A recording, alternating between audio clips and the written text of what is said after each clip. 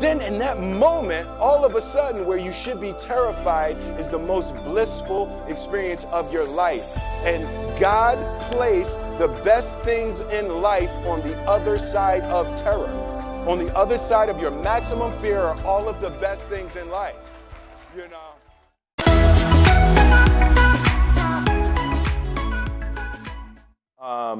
I went skydiving in Dubai, right? And skydiving is a really interesting confront with fear, right?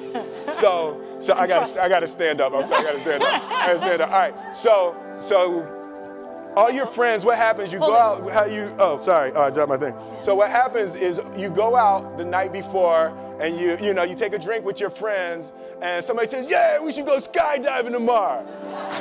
And you go, "Yeah, we'll go skydiving tomorrow." "Yeah, yeah." And you go, "Yeah." And everybody goes, "Yeah." Right? And you go home by yourself, you're like, Right? You're like, well, I mean, they was drunk too.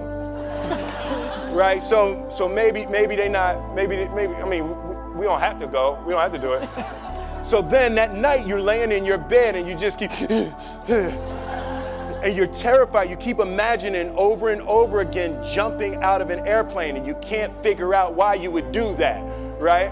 And you're laying there and you have the worst night's sleep of your life, but you still have the hope that your friends were drunk, right? So you wake up the next day and you go, down and you say where you were going to meet and everybody's there.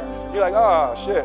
All right, cool, right? So you get in the van and you don't know that your friends had the same night that you had because they're pretending like they didn't. They're like, "Yeah, man, my uncle's a Navy SEAL, and this is gonna be great. I've been looking forward to this." And you're like, oh my God. And your stomach is terrible. You can't eat and everything, but you don't want to be the only punk who doesn't jump out of this airplane.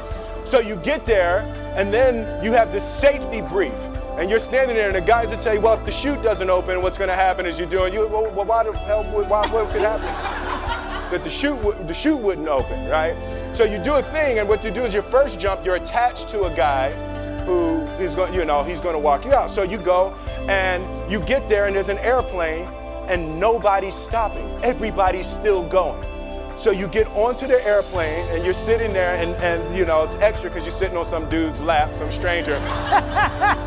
You're sitting on his lap, and it's like, you're trying to make small talk. Yeah, man. So you be jumping with people all the time, huh? Right? So, and then you just want to make sure, you got kids, right? You got people you need to see, right?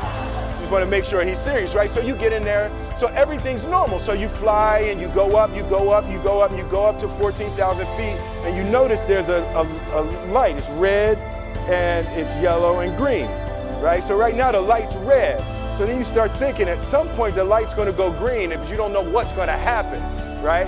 And you wait and it goes yellow and the light goes green and somebody opens the door, and in that moment you realize you've never been in a freaking airplane with the door open. Right? Terror. Oh, sorry, I'm spitting. Oh, sorry. So terror, right? So you go, and then if you were smart, you sat in the back so you don't go first, right? And then people start going out of the airplane. And you go, and the guy walks you up to the end of the thing, and you're standing and your toes are on the edge, and you're looking out down to death. And they say, on 3. And they say, 1, 2, and he pushes you on 2 because people grab on 3, right? Right? And you go, and you fall out of the airplane, and in 1 second, you realize that it's the most blissful experience of your life. You're flying, right? It doesn't feel like falling, right? It's like you actually are kind of held a little bit by the wind, and then you start falling, and there's zero fear. You realize that the point of maximum danger is the point of minimum fear. It's bliss. It's bliss, and you're flying, right? And you're doing that, and then 20 seconds, 25 seconds, 40 seconds, and you have enough time to just kind of be like, oh, shit, that's that building, that's not like that one. Oh, you can see the ocean. Right? You start doing all of that, and the lesson for me was, why were you scared in your bed the night before? What do you need that fear for? Just don't go. Why are you scared in your bed 16 hours before you jump? Why are you scared in the car? Why could you not enjoy breakfast? What did you need that? The fear is fear of what? You're nowhere even near the airplane. Everything up to the stepping out, there's actually no reason to be scared. It only just ruins your day. You don't have to jump. And then in that moment, all of a sudden, where you should be terrified is the most blissful experience of your life. And God placed the best things in life on the other side of terror. On the other side of your maximum fear are all of the best things in life. You know? So that was good. That was my experience with skydiving and fear. All right.